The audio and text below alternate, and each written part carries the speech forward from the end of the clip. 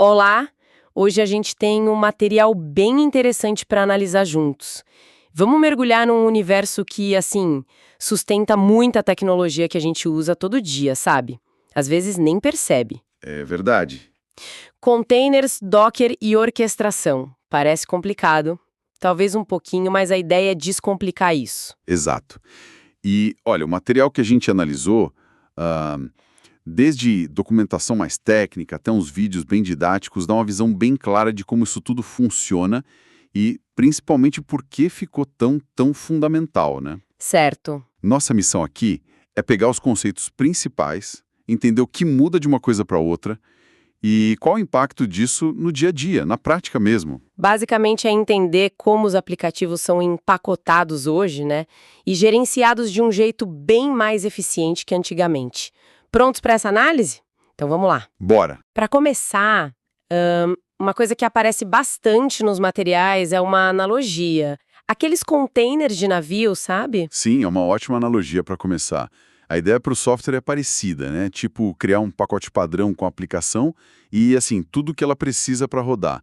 Dependências, bibliotecas, configurações, tudo isoladinho do resto do sistema. Isolado. Tecnicamente falando, é um tipo de virtualização, mas no nível do sistema operacional. Ah, virtualização. Muita gente já deve ter ouvido falar de máquina virtual, né? Tipo VirtualBox, VMware, Uhum, para rodar, sei lá, Windows dentro do Linux. exato, isso. Parecia a solução ideal por um tempo, mas pelo que a gente viu, os containers são diferentes.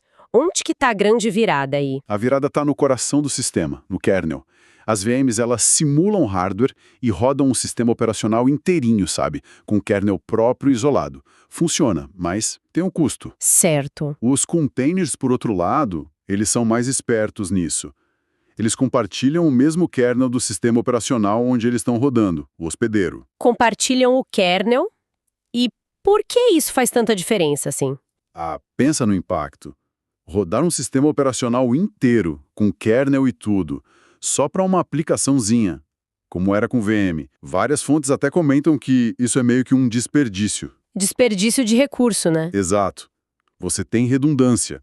Vários kernels, vários sistemas operacionais completos ali, consumindo CPU, RAM, disco, para cada instância. Fica pesado. Entendi. Num dos vídeos tinha uma analogia boa, tipo precisar de um caminhão para entregar só uma pizza. É bem por aí sim.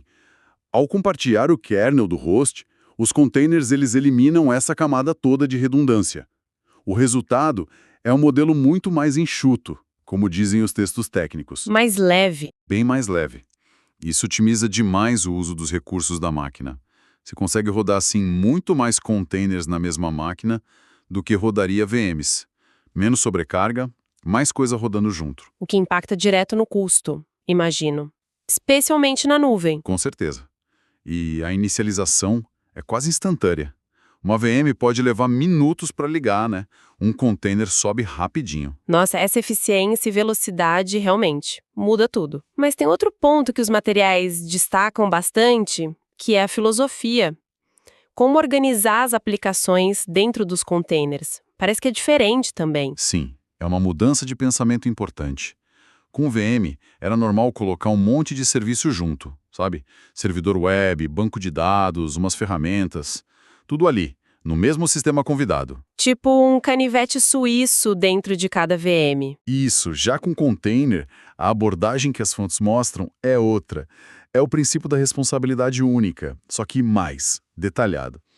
A ideia é que cada container faz uma coisa só e faz bem feito. Um container para o banco de dados, tipo MySQL ou Postgres, outro para o servidor web, sei lá, Nginx ou Apache, com a aplicação rodando, PHP, Python. Talvez um terceiro para cachê, tipo Redis. E essa divisão traz vantagens claras, né? Isolamento, por exemplo. Se um serviço falhar, ele não leva os outros junto. Exatamente. Esse isolamento deixa o sistema todo mais robusto. E também a infraestrutura fica muito mais modular, flexível. Precisa atualizar só o banco? Troca só o container do banco, não mexe nos outros. Quer mudar o servidor web? Mesma coisa. Facilita demais a manutenção, a evolução do sistema. Essa modularidade parece ótima. Mas espera aí, se cada container faz uma coisa só e é meio descartável. Como ficam os dados? Tipo, os dados do banco ou arquivos que o pessoal manda, eles não somem quando o container é trocado? Ótima pergunta. Esse é um ponto-chave, sim. E a gente vai chegar lá quando falar de orquestração e como gerenciar dados. É um desafio, mas tem solução. Os tais volumes. Mas antes disso, a gente precisa falar da ferramenta que fez isso tudo bombar, né? Ah, sim, porque lendo os materiais, vendo os vídeos, um nome aparece toda hora. Docker. Sem dúvida. Docker é a empresa, a plataforma que realmente assim, democratizou e padronizou o uso de container lá por 2013. A tecnologia já existia antes, né? LXC no Linux, Jails no BSD. Sim, sim. Mas foi o Docker que criou um ecossistema fácil de usar, ferramentas amigáveis, e aí todo mundo começou a adotar. Hoje é o padrão, não tem jeito. E parte desse ecossistema é o Docker Hub, que os materiais mencionam bastante, comparando até com loja de app ou tipo Flatpak, Snap, só que para servidor. Exato. O Docker Hub é um repositório gigante, público e privado, de imagens de container. Pensa na imagem como o molde, a planta baixa para criar o container. O template. Isso, template. Tem a aplicação, as dependências, tudo pronto para rodar. Se achar imagem oficial para quase tudo. Ubuntu, Alpine, que é super popular, levinho, banco de dados, linguagens, aplicações inteiras como WordPress, Jenkins. E a escala disso é absurda, né? Os materiais falam que imagem como Ubuntu e Alpine tem mais de 1 bilhão de downloads cada. Bilhão! Dá uma ideia da popularidade. E é muito importante entender a diferença que as fontes batem na tecla. Imagem versus container. Certo. A imagem é o pacote estático, não muda. É o template. Tem os arquivos, bibliotecas, a aplicação. Você baixa ela uma vez. Ok. O container é a instância rodando dessa imagem. É um processo isolado rodando lá no sistema hospedeiro, baseado naquela imagem. Com uma imagem só, do WordPress, por exemplo, você pode criar vários containers isolados do WordPress, mas todos vêm da mesma imagem base. Entendi a diferença. E para mexer com isso, pelos exemplos, parece que é muito na linha de comando, né? Pelo menos no começo. A interface principal é a linha de comando, a CLI. Os exemplos práticos mostram os comandos básicos. Docker Pull, para baixar a imagem do hub, Docker Images, para ver as que a gente já tem. Docker Run, para criar e rodar um container. Isso, esse é o principal. E Docker PS, para ver os que estão rodando no momento. E para gerenciar? Parar, começar de novo, tirar? Também na CLI, Docker Stop, e o nome ou o ID do container para parar. Docker Start, para iniciar um parado. Docker RM, para remover o container, depois de parado, claro. E Docker RMI, para remover a imagem do disco, mas só se nenhum container estiver usando ela mais. É um fluxo bem definido. Ok. Então, Docker facilita criar e gerenciar um ou alguns containers. Parece perfeito para desenvolvimento, né? Para garantir que o ambiente do dev seja igual ao da produção. Acabar com aquele, mas na minha máquina funciona. Ajuda demais com isso, com certeza. Mas e na vida real? Em produção, os materiais falam de aplicações com centenas, milhares de containers, rodando em vários servidores, tomando conta dos data centers. Gerenciar isso na mão parece impossível. E seria mesmo totalmente inviável gerenciar uma frota desse tamanho na mão. É aí que entra o próximo conceito-chave, a orquestração de containers, que as fontes abordam como o passo seguinte e fundamental. Orquestração? Orquestração é sobre gerenciar todo o ciclo de vida dos containers em larga escala e em várias máquinas juntas, o que a gente chama de cluster. E o que exatamente um orquestrador faz, assim, na prática? Olha, ele automatiza um monte de tarefa complexa, tipo, onde colocar um container novo, sabe? O agendamento. Como garantir que sempre tem o número certo de cópias de um serviço rodando, mesmo se um falhar. Isso é o self-healing, a autorrecuperação. Como distribuir o tráfego da rede entre os containers do mesmo serviço, o balanceamento de carga. Como aumentar ou diminuir o número de containers automaticamente dependendo da demanda. A escalabilidade. Exato. Como fazer atualizações sem derrubar tudo, as rolling updates. E como lidar com aquele armazenamento persistente que você perguntou antes. Nossa, é bastante coisa mesmo. E quais são as ferramentas para isso? Os materiais citam algumas, né? Sim, a ferramenta que domina hoje, quase sinônimo de orquestração, é o Kubernetes, o famoso K8s. Veio do Google, né? Baseado na experiência deles lá dentro gerenciando container pra caramba. Hoje é código aberto mantido pela CNCF. Kubernetes. É o que a gente mais ouve falar. É super poderoso, flexível, mas também tem fama de ser complexo. Tem outras opções, tipo Docker Swarm, que é do próprio Docker, mais simples para casos mais básicos. E plataformas como o OpenShift, da Red Hat, que usa Kubernetes por baixo, mas adiciona um monte de coisa para a empresa. Entendi. E como essa orquestração funciona na prática? Tinha um exemplo ótimo nos materiais de um e-commerce. Sim, esse exemplo é muito bom para ilustrar a escalabilidade automática. Imagina um site de e-commerce. Aí eles lançam uma promoção, mandam um newsletter, de repente, boom, o tráfego explode, milhares de pessoas acessando ao mesmo tempo. Sem orquestração, o site ia cair, provavelmente. Ficar super lento, o pesadelo de qualquer loja online, né? Com um orquestrador tipo Kubernetes configurado, ele fica de olho nas métricas, os de CPU dos containers, número de requisições. Ele monitora tudo. Isso. Quando ele vê que a carga está subindo e os containers atuais estão chegando no limite, sei lá, cada um aguenta 500 usuários, e está chegando 10.000, o orquestrador age sozinho. Ele cria mais containers na hora. Assim, do nada. Exatamente. Ele cria novas cópias idênticas do container da aplicação web, distribui elas pelas máquinas do cluster, ajusta o balanceador de carga para mandar tráfego para elas também. Tudo isso rápido, segundos, minutos, sem ninguém precisar fazer nada manualmente. Uau! A aplicação escala horizontalmente, dá conta do pico. E o contrário também vale, né? Acabou a promoção, o tráfego diminui. O orquestrador percebe. Opa, tem container aqui parado, gastando recurso à toa.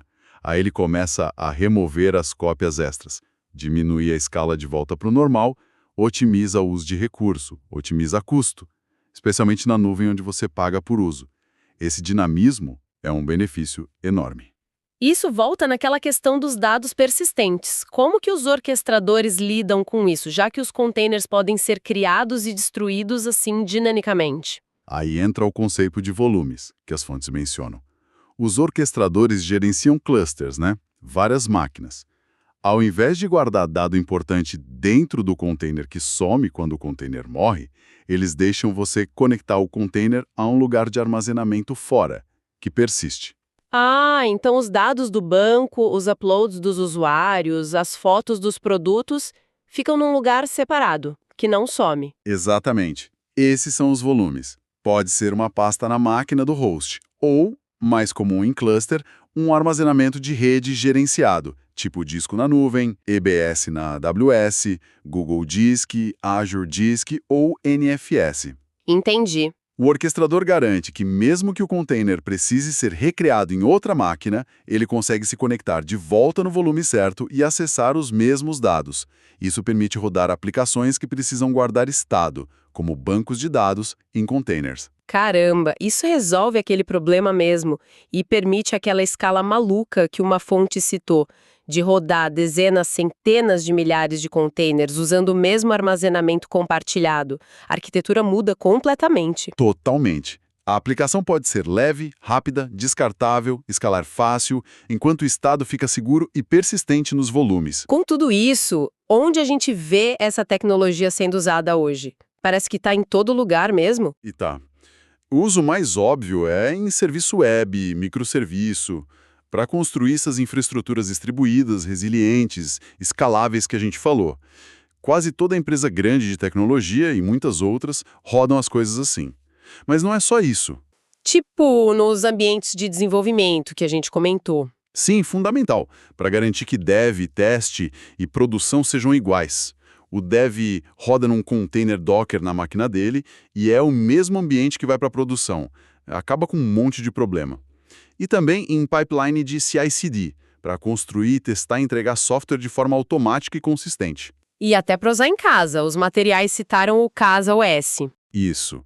Projetos como CasaWAS, Umbro ou usar Docker Compose direto facilita muito rodar serviços em casa, num Raspberry Pi, num servidorzinho, coisas tipo Plex para mídia, Nextcloud para nuvem pessoal, Home Assistant para automação, Pi-hole para bloquear anúncio, cada um no seu container isolado. Instala e gerencia fácil. Que versátil. E tinha até um exemplo mais diferente de rodar app com interface gráfica? Tinha. Projetos tipo Casmo Workspaces usam container Docker para fazer streaming de aplicação desktop inteira, tipo navegador, editor de código, até GIMP por um navegador do usuário. Mostra que dá para usar de formas bem criativas, além do back-end. Considerando tudo isso, qual a mensagem final dos materiais para quem trabalha com tecnologia ou quer trabalhar? Parece ser algo bem relevante. A mensagem é muito clara e se repete.